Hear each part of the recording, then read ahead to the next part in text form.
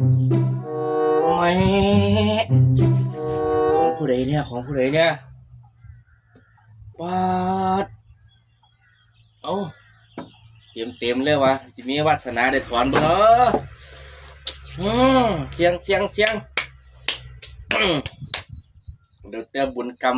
นำพาวาสนาน้ำทรงเด้อถอนบ่ถอนถอนบ่ถอนแก้บ่แก้ถอนบ่ถอนถอนเอาก็เป็นที่ว่าบ่ถอนปะเอ้ยมือนี่ก็ได้ตัดออกจากนิ้วตรงนั้นเอาไม่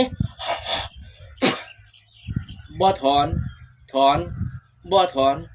ถอนบ่ถอนถอนบ่ถอนถอนบ่ถอนถอนนะดีตัวนี้